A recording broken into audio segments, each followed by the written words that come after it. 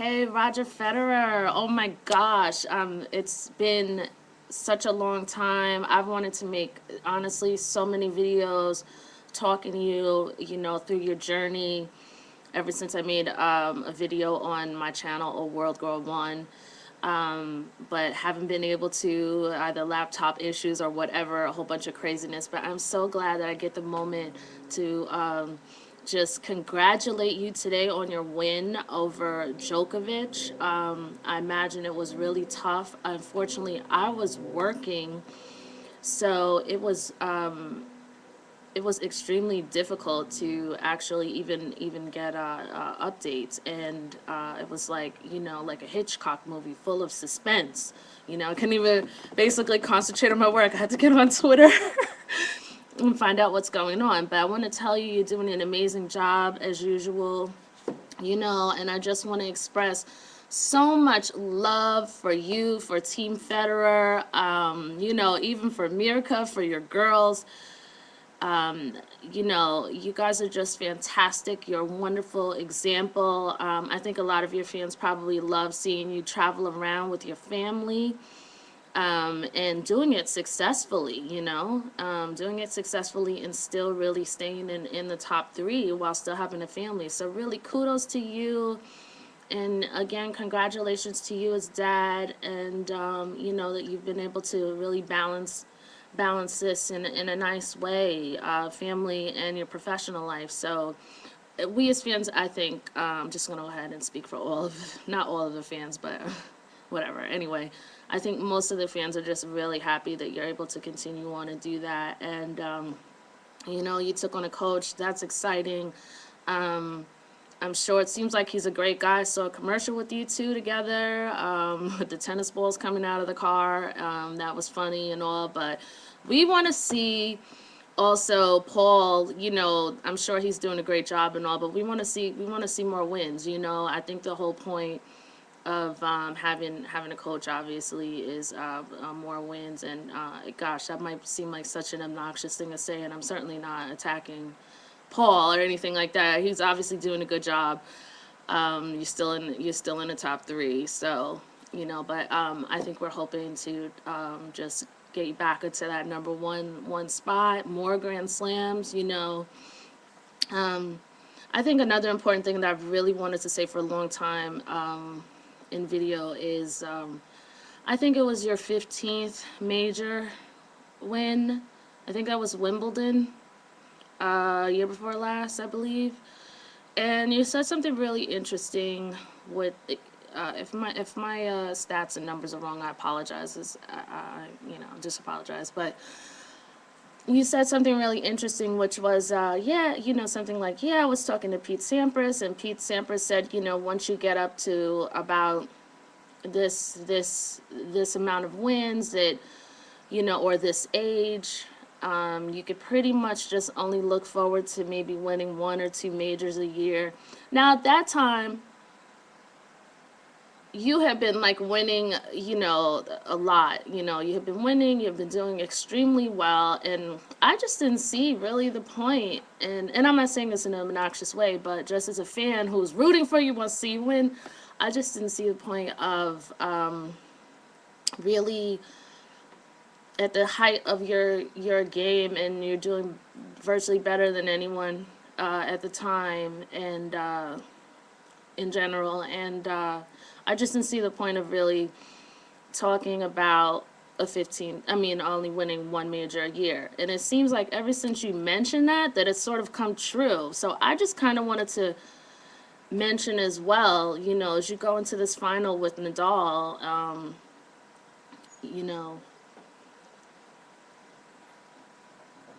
let me just let that person walk through really quickly. As you go through that final with Nadal,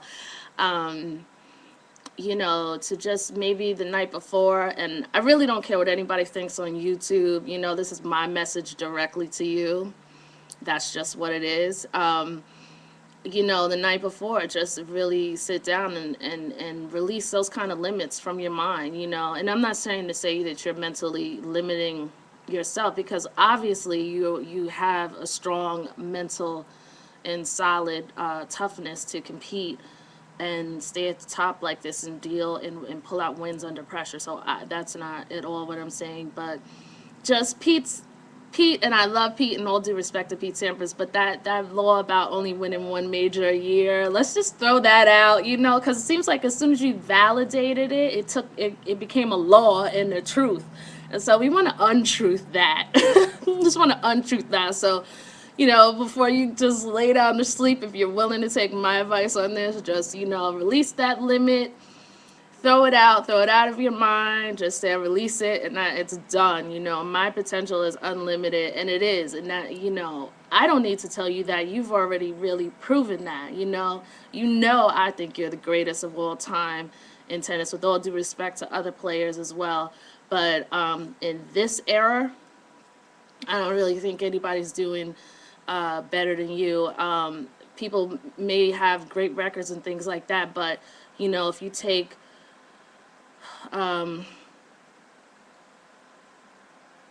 if you were to be the same size, same arm's length, same strength as other players, I think they wouldn't have a chance. If you understand what I mean, like I think other players are able to sort of win because they may have more power or whatever, but it's not more accuracy and talent, which is what you have. And and I'm not putting anybody else down, but you're the greatest of all time, so let's act like it. And obviously you are doing well. I really haven't had a chance to follow tennis much this season, unfortunately, like really watch all of the tournaments. It's time consuming, obviously. You would know better than I would even. And basically, let me see where I am on the time, because I know I start running.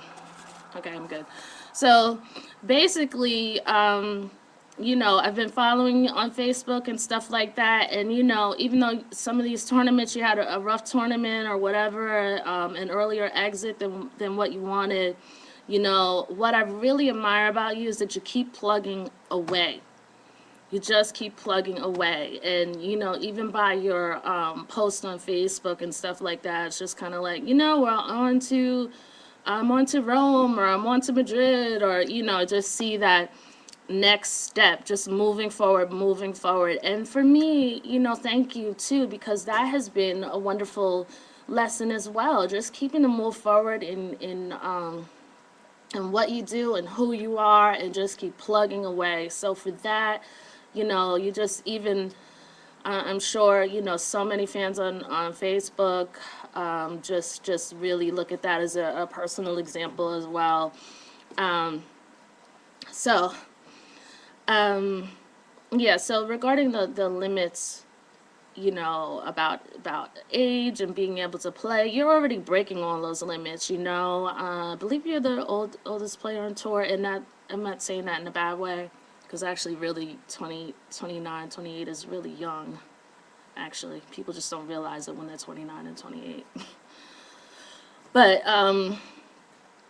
yeah, you're really doing it. You're still, you are kicking ass. And Djokovic is extremely talented. Seriously, so is Nadal. But as far as Djokovic is concerned, he still has certain challenges in my mind, in my view. He has certain challenges with really, if you push him physically, he has challenges really sort of staying focused and winning. If you push him physically, like if he starts getting tired. The thing is, the only difference is now is he has started getting a little more serious. You could tell his fitness level is up, and therefore he can hang. But when it comes down to it, if you can surpass that and press that physically, I think, he starts to crumble a bit.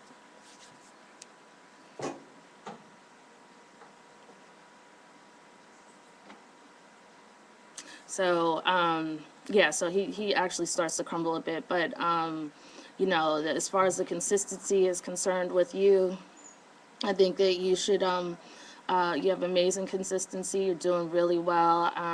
A lot of these players have trouble being consistent. As much as I love Rafa, too, Rafa has a lot of trouble remaining, unfortunately for him, remaining consistent, even Not that he isn't consistent, but he just no one has just maintained the consistency that you have while being at number one in the number one spot. So just obviously you recognize that, but your fans want you to keep going. Want you to just tune out the news and the media who keep saying, oh well, you're older, you're this, you're that. It just seems like people are not looking at what exists. They are making up stories from the truth of other past tennis players, that they're saying, oh, you're older and you're going to win less and stuff like that. And meanwhile, you're beating people consistently. I mean, that was the great thing about Agassi, too. Like, he was, in his 30s. I think I remember he was like 33 and he was in the semifinals of the U.S. Open. I could be wrong on that, but I remember him really reaching like the later stages of the tennis tournaments as well in his 30s and doing pretty damn well. So, just keep writing your own book, the book that you've always wanted to write, and that's my thing toward you. If you could just don't let these people get you into that mental thing of thinking, oh, I'm old, because you're doing really well, and you already know that. Really, I'm just a fan here, adding to the extra thing. Wanted to say congratulations. I'm so happy. On clay, people were saying you played an amazing game. It was an amazing match. I was sitting in knots, and it's so funny how some of our. I'm not a crazy big fan over many things. I'm a fan of film. But that's such a different era. But as far as sports are concerned, I also love the Celtics like crazy.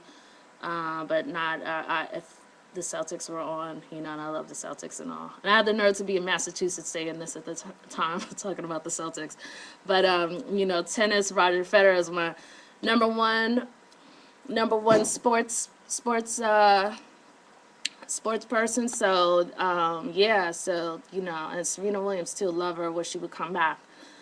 Yeah, just right now, I'm just saying, good luck. I wanted to make a video. I wanted to thank you for all the hard work you're doing. I just wanted you to know still fans are here for you. You should see how many people were cheering for you on Twitter, saying crazy nice things. And as a matter of fact, let me try to read a couple of what I managed to capture.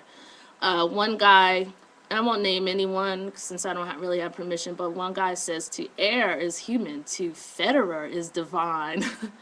And then there's, let's see, there are a couple other ones. Someone posted a New York Times article, Federer as a Religious Experience. It's an article by David Foster Wallace. And I'm going to check that out later when I have time to read it. Kevin McCauley. Oh, I named the guy. Oops, sorry, Kevin. But I guess it doesn't matter since he blasted on Twitter anyway. If you're not watching Djokovic Federer for some reason other than the fact that you would get fired, what is wrong with you? I totally love that. People are cheering, go Federer, final. Congrats, Federer, what a match.